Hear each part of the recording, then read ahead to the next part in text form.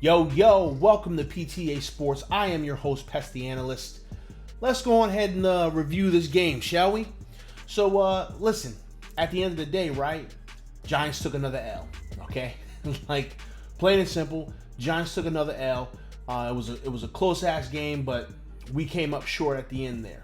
And I can understand why, like, a lot of Giants fans is pissed off, why a lot of Giants fans is on social media, losing their minds, talking a lot of smack. Like, I get it.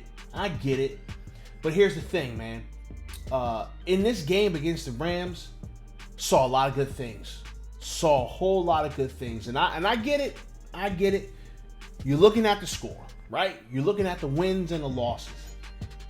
But I'm looking at all the small battles that happened in this war, all right? And there was a lot of small battles that we won. We won a lot of small battles. So here's what I'm going to do. I want to start with the positive. I want to start with the things that I saw that I really, really liked. First thing that I saw that I really liked was our defense getting off the field on third downs, man. Our defense getting off the field on third downs was a really, really big thing, okay? Gotta understand, man, we kept the Rams to a 38% third down efficiency, man. Yo, that's pretty damn good, man. That's pretty damn good. We also won the time of possession battle, man. We held the ball for 33 minutes, 17 seconds. The Rams had the ball for 23 minutes and 43 seconds. So, like, at the end of the day, our defense did a really good job of keeping their offense off of the field, okay, and preventing them from converting a lot of third downs. All right. So when we look at that, right, that's a positive, okay? Especially when we compare it to the 49ers game. The defense in this game was night and day. It was a night and day difference in the way that this defense played out there, and the way that these coaches coached this defense and the schemes that we used. All right? When we're looking at the way that the Rams offense works, they use a lot of pre-snap motion, right? A lot of formation shifts. They run a lot of gadget plays, right? And the Giants defense was able to keep all that in front of them, right? And keep them from being able to get yards in big chunks. So that's a big positive, man. We kept Jared Goff to 300 yards, okay? 300 yards and a touchdown. We kept Cooper Kupp, who, by the way, is one of the fastest dudes on the field, to be completely honest. But we kept him to 5 receptions and 69 yards and a touchdown. All right? And the vast majority of those yards came on that long touchdown catch that he made. These are good things. These are very, very good things. When I look at the core of this defense, when I look at the young people on this defense, based off of the film that I watched on this game, I'm a little hopeful for the future. Not in the near future, but a little bit farther out into the future, okay? Because we got some playmakers that are on this team, all right? Hey, listen, we was even able to get some special plays out of Austin Johnson, who was a dude that, to be completely honest, in my opinion, is a bottom of the roster guy, but he came out there and he balled out, man. He was responsible for a sack and a fumble. Like, yo, we're starting to get good quality play out of some of these bottom of the roster guys, man, and that's important. That's really important. Another positive that I saw, man, was our offensive line. Now, in the beginning of the game, the offensive line did not seem like they was going to do anything of note, all right? It looked rough at first. But it seemed like they did a really good job of regrouping and adjusting, okay? They did a fantastic job of regrouping and adjusting, and we was actually able to run the ball. We were able to run the ball, and that is important for the way that this offense wants to work, okay? Very important for the way that this offense wants to work. And I'm going to be completely honest. That was the only aspect of the offensive line that I thought was super bad. I thought they were doing fine in pass blocking this entire time. But it was the run blocking that was a problem. The run blocking was really killing us. But they did a great job of run blocking, all right? We was able to get positive yards from quite a few different players, okay? We were able to get 45 yards for Wayne Gallman off of 6 carries for a 7.5 average, okay? Devontae Freeman came in, right? He got 11 carries. He got 33 yards, 3 yards per carry, all right? Daniel Jones got 6 for 45 and 7.5 a carry. Yo, here's the thing about this whole thing with Daniel Jones and this rushing stat, because as I referenced it towards it in my initial reaction video, man. They showed a little graphic that said that like Daniel Jones and Lamar Jackson are like top two quarterbacks leading or maybe the only 2 quarterbacks that are leading the team in rushing. Now that's something that needs to be fixed, right? But I do like the fact that Daniel Jones can move. I do like the fact that Daniel Jones is willing to get out there, right? Scramble, run, and fight for a first down. There were several different times watching the game where Daniel Jones ran for a first down and he didn't even shy away the contact. All right, he didn't shy away from the contact, and I was like, yo, I like that attitude.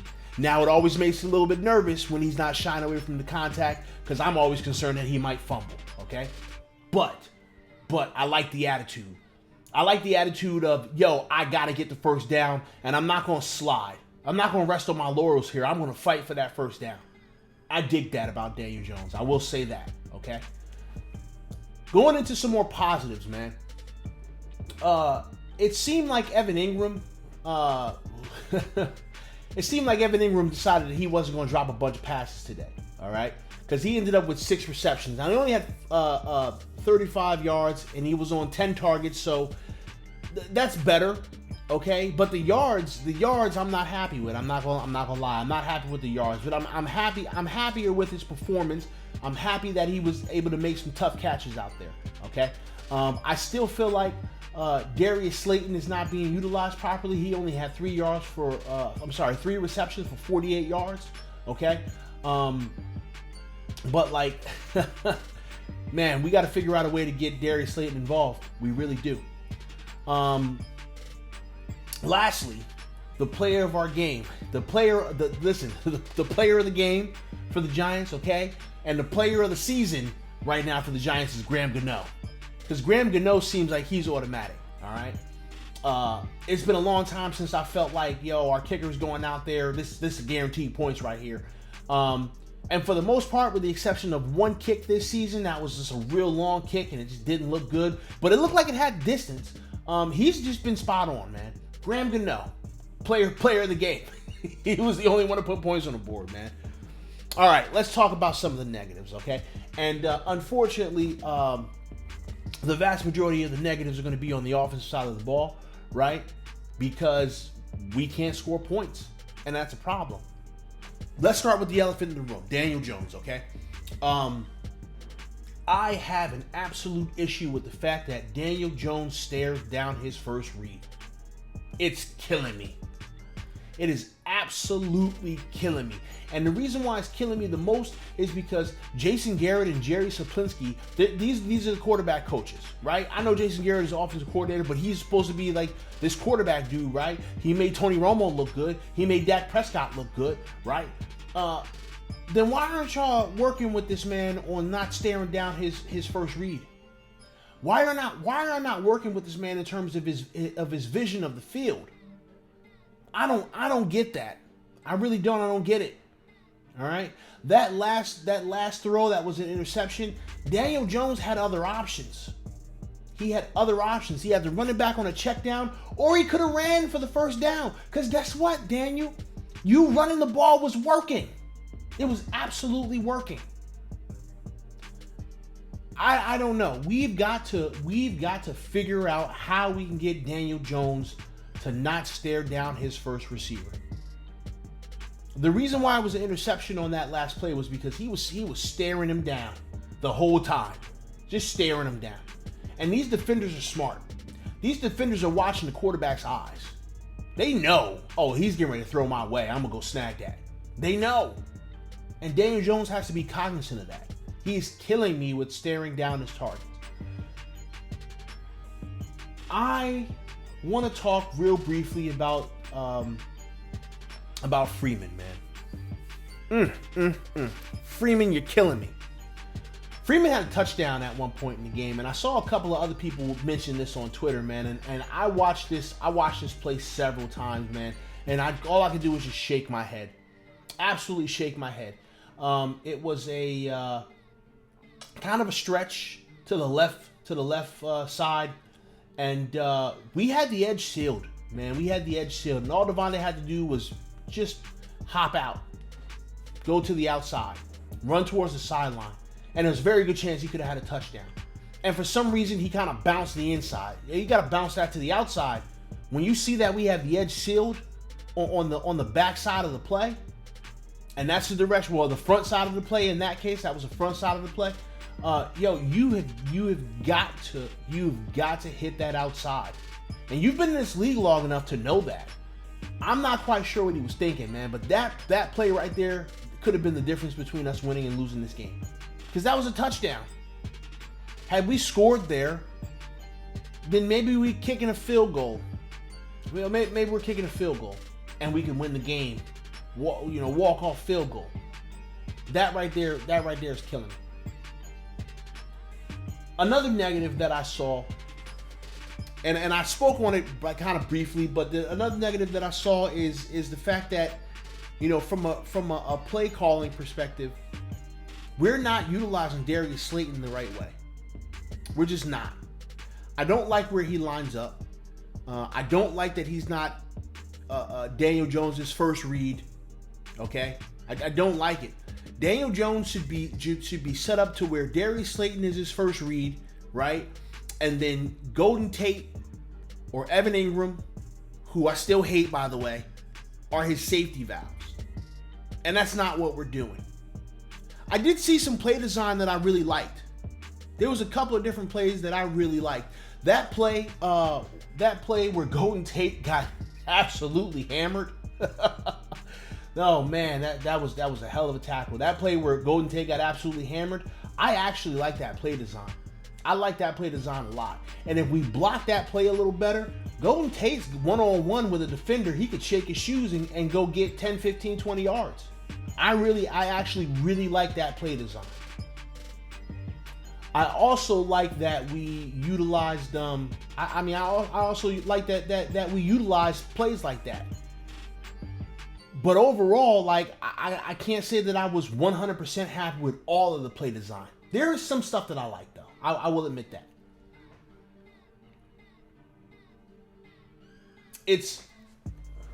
We're in a weird place right now, Giants fans. We're in a really weird place.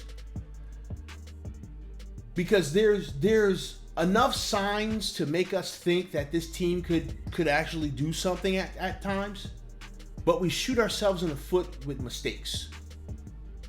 Too many penalties in this game, dumb penalties, okay? And not enough execution where we need that execution. I don't know. I don't know what to say right now that could make any Giants fan feel better. Because to be completely honest, I've been sitting here and I've been talking this whole time, and even though I'm happy with some of the stuff I saw, I can't say that I feel better, y'all. I just can't. I can't say that I feel better. Especially when the game-winning touchdown is scored on a stupid mistake by the defense of them not communicating. That's frustrating. It's very frustrating. But it is what it is, because there's nothing we can do to change it. I've told you guys time and time again, I'll continue to tell you guys time and time again, that this is about finding the core. This is about finding our young core. I told you guys to find somebody that you like and focus in on that player. And that's kind of the way that I feel at this point. Find the players who are doing real good stuff and focus in on them. Because we got to figure out who the core is. And it's interesting, right? Because we just saw the firing of a GM/coach And that may put some pressure on some people. Because now people are starting. Now there's a team that's looking for a general manager. And we don't know when they're going to fill that spot. And that's one less general manager for us if our general manager is not here next year. And I'm not saying that that's what needs to happen. I'm not saying that that's not what needs to happen. I'm not saying any of that. I'm just speaking facts. That's what could happen. I gave you guys 24 hours. And actually, I gave you a little longer than 24 hours, to be honest with you.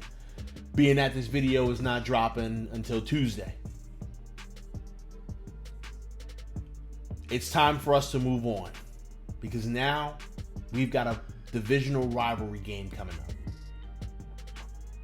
And though we may not feel like we can beat this Dallas Cowboys team, we still have to give every bit of our support to these New York Football Giants to go and play a good game and maybe win. I don't know. All I know is that I'm excited for us to play the Cowboys. And you should be too. Because there's never a divisional game that I'm not excited for. So it's time to move on to that. What happened with the Rams is done. We can't change it. We got to move forward, Giants fans. It's time to move forward. And let's get ready to focus on these Cowboys. These damn, dirty, nasty, stinking, disgusting Cowboys. I'm in. Are you guys in? All right. Well, listen, I appreciate you guys taking your time to come and listen to me talk. Make sure you like, comment, and subscribe. And I'll get up with you guys later. Deuces.